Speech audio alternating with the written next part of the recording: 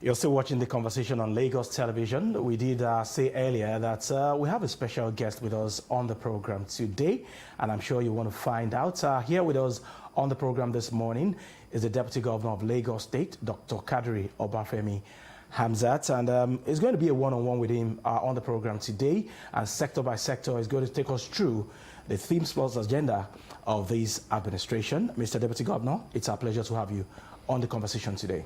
Thank you very much. Thanks for having me. All right, so take us through the impact of the themes plus agenda of your administration with that of Mr. Governor, and how the themes plus agenda is propelling the development of Lagos State in key sectors of the economy. Well, thank you very much. I mean, that's it's a big discussion. So, like you know, themes agenda stands for various pillars. So the T there is transportation and traffic management. So in a city like Lagos, where the density is high in terms of human being, you know, we occupy just 0.4% of the landmass, but we take care of 10% of the population of Nigeria. So that tells you the density. So in terms of vehicular density, we are the highest anywhere in Africa, 221 per square kilometer. The average is 11. So what that means is, by our design, there will be traffic issue. So that's why the T stands for traffic management. So what we are trying to do is, today, 95% of traffic actually takes place on land. So we want to diversify that. So make sure that people go on ferry, make sure there is a trade.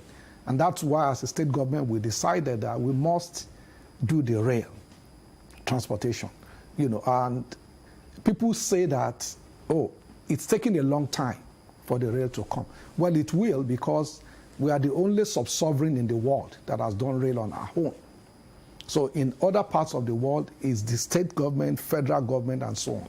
So no sub-sovereign has done it anywhere. So it's a financial monster, so it will take time. So the idea for us is, how do we make sure that from that 1% for rail, it goes to maybe 15%? And then water also goes to like 15%. So which means if you have 30% and road is 70%, the pressure on our roads will be, as an engineer, I can tell you this, our roads will keep spoiling faster, because, you know, when you design road, that asphalt that we put on it, we call it wearing asset. It means it must wear from day one. That's the design. So if the traffic pressure on it is the way it is here, I mean, our roads is sometimes a miracle that it survives that long, because of the axle load that we put on it. So the T, transportation, that's why we started the rail. And then, of course, you will notice that for water transportation, about 4 weeks or so ago, May 29th, precisely, we launched 15 new ferries, 40-seaters. And the reason why it took some time was we wanted to make sure that it's built in Nigeria. It's built in Lagos. So it was built here. And so there's supposed to be another 10. So the essence for us is, before the private sector actually gets in, let's have our skin in the game and make sure that. So that's transportation. And then we know that there are about 60 spots in Lagos. When there's traffic congestion, the whole Lagos will sort of clog up. So that's why you will notice that in various areas, in Egodo, in Lekki 1, and so on, we are removing the roundabouts. Because we, again, have spoken about density. So for cities like us, where the density is so high, we notice that roundabouts don't work. So that's why we are using signalization to make sure that flow of traffic is. So we are improving the infrastructure and then of the semantics in terms of traffic. So should I go on now to health? And I'm just I want to come in there. You gave a percentage for the water transportation, which was quite low, despite launching new ferries on May 29. What seems to be the reason why people still not, patronize this water transportation enough in Lagos? Well, the truth is they do. So from, say, 70,000 movement in terms of traffic today, before in a week, now it's about 900 and something thousand. So it has jumped. So the challenge is, people, my sister, when people are driving on Third Mainland Bridge, check it out. Majority of the people don't go near the water. No. Yeah. Exactly. So people have that fear.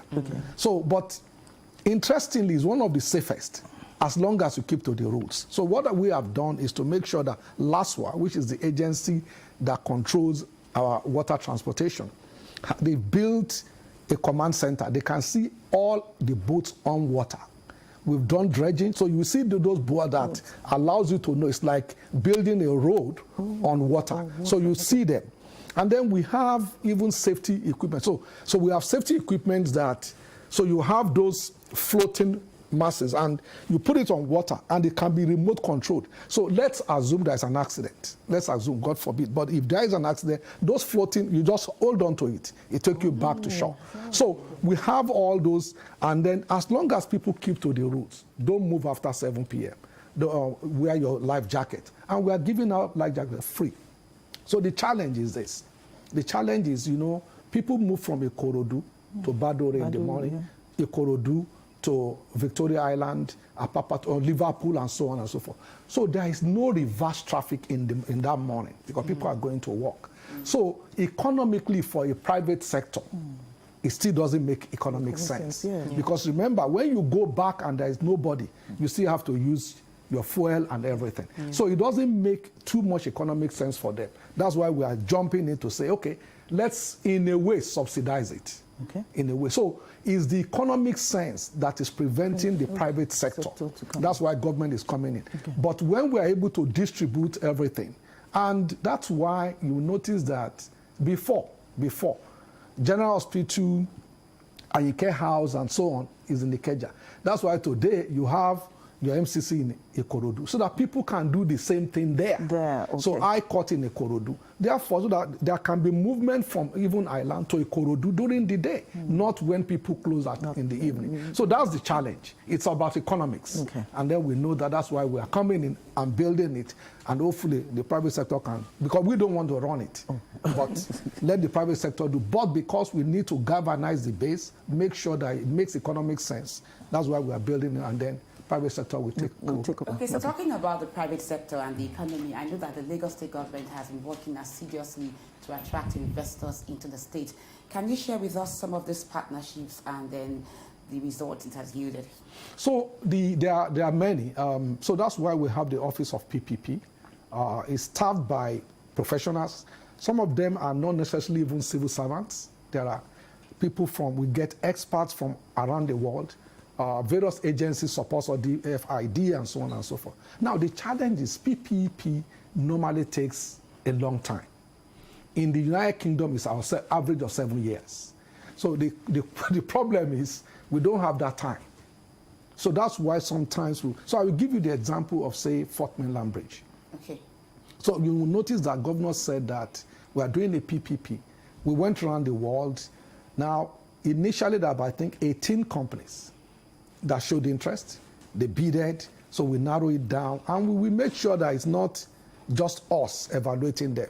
KPMG, in terms of lawyer Lining Huajayi, we have consultant, AEC consultant. So with our team, but the private sector help us to do the analysis, just for transparency and fairness.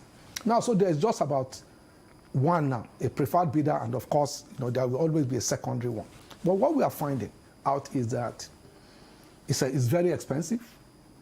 And, the Fort Mainland Bridge is supposed to take traffic from Lekki-Epe Expressway, for example, to Ikorodu, all the way link through Ishawo to Lagos-Ibadan.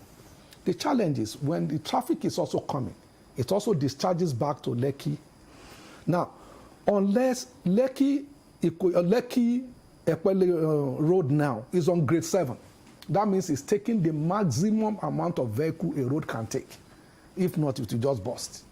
So, and that's why, that's why you see that we are always repairing that road. Yes. You fix it today, because the volume is just at the maximum. So what that means for us is that's why. So it doesn't make economic sense for anybody to come and say, I'm doing PPP. Because even though you take traffic away, true, but you're also discharging back to it. So people are coming from Ibadan and they're going to Lekki. They don't need to go through Ojota. They just take it, shower, and then come in. So that's why we are building the regional road that comes from VGC side, behind VGC, to take some traffic away from it. And then thankfully now, the Lagos-Calabar will also run parallel, take traffic away. So it's not making economic sense, but it's expensive. So as a state, So the bill is running to like a 1-something trillion, because we keep saying fourth mainland bridge. It's not just a bridge. The bridge component is just probably 4.5 kilometers, but it's a 27-kilometer road that takes off all the way to Ikorodu. And like I said, that links all the way to Lagos-Ibadan expressway. So what it means is we are coming from Ekpe, Lekki, Shangotedo, and the rest. You don't need to go to Ojota to get to Ibadan. You just take that road, and then you exit around by, what do they call that place? Shagamu Exchange. You just get out there and you go to Ibadan, and the same way. So we have to now see as a people what we want to do in terms of whether we are taking that or not. But in terms of investment, the interest is there.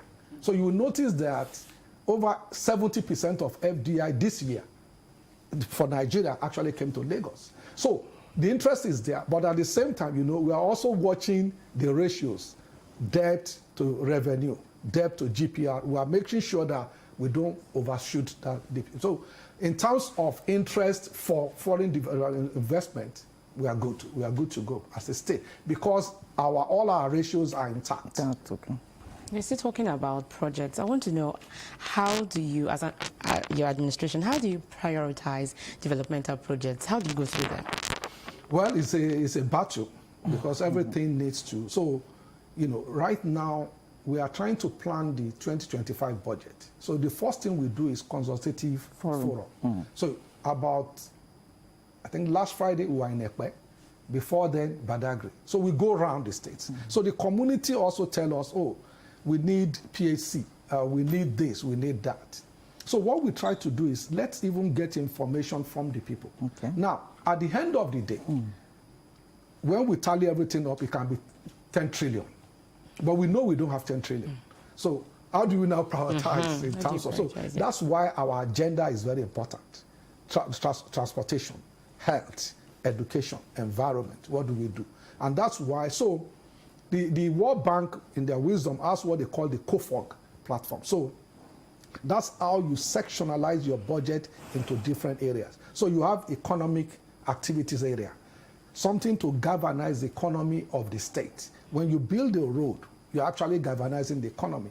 Agric, when you empower people in agric, they are producing economic activity. So there are those sectors, and then there's the housing sector, there is the health sector, and so education sector.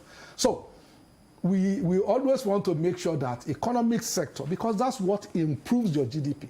You know, if the basket is bigger, then you can have money to spend for others. So we always want to make sure that your economic activity is very high in terms of percentage. Then, of course, security and governance. Without a state being secure, really, you can't do anything. So that also takes a chunk. So we look at it from that platform to say, okay, what is the important thing for us? Lagos must be secure. What do we need to do? So we help police. We buy boats, armored boats for them. We do this. So in terms of what percentage? Then our health facility, I just mentioned, we are building huge facilities in terms of, so if we notice that, for example, drug abuse is a challenge, even though you attack it at the source. But even migration, when people come to Lagos and we go at night to Oshodi to go and see 10-year-old sleeping under the bridge, and you say, where are you from? I'm from this town. Where are your parents? I don't know where they are. He's already on drugs. So what do we do? So we are now building a massive health facility at K2 Ejeri in Ekpe side. You know, a 500-bed hospital because the ones we have are totally filled. When people get there, even when they get better, they don't leave. Even when they get better. And it becomes difficult to just throw somebody out. When you know family, there are no more family looking for them, and so on, no home to go back to. So it's a challenge. It's a challenge. So those are the things we look at. And, you know, I've seen people say, oh, this governance things is not that difficult. It is difficult. It is difficult because, first of all, no nation, even the United States, no nation, even China, don't have enough resources to meet their need. I just told you, when we plan budgets, sometimes it comes to 7 trillion, but we know our budget this year is 2-point-something trillion. So that's just about 30%. And the good thing with us in Lagos is capacity is not our problem. There are other jurisdictions where they have capacity problems. So if we have that 7 trillion, we will spend it. because we have the plan, we know where we are going, we know who can do them, but people have this notion that Lagos is rich, Lagos is rich. Well, we are doing well, but we don't have even enough resources to meet the needs of our people. Okay, Mr. Deputy Governor, please take us through the agricultural master plan of the state government, especially now that the cost of food items is quite high. What is the state government doing to ensure that Lagosians have food on their table? Yeah. So we are a consuming state. We consume more rice than any other state in Nigeria. We consume more cow. So, but like I said, we also don't have the same type of land that other states have. Ogun State is about 4 times the size of Lagos in terms of land area, but we have more people. So, what we have decided, based on our 5-year agricultural plan, is how do we make sure, even though we cannot produce enough, but how do we make sure that we can store enough and be the repository of agri-produce across the country? So that's the reason why we build the motorized mill. If you go there, so we have 16 silos, and each one is about 6-story, 7-story building. That if we are able to fill it with paddies, so what we've done is working with Niger, Kebbi, Kwara, and some other states, so that we just take their paddies. If we are able to take the paddy and put it in those storage, it takes 9 months for us in terms of processing. We are also now, so if we are able to do that, it allows us to produce about over 1 million bags of 50 kg rice. So the challenge this year is that there are no paddies. Enough production were not coming in internally because of whatever, insurgency or all sorts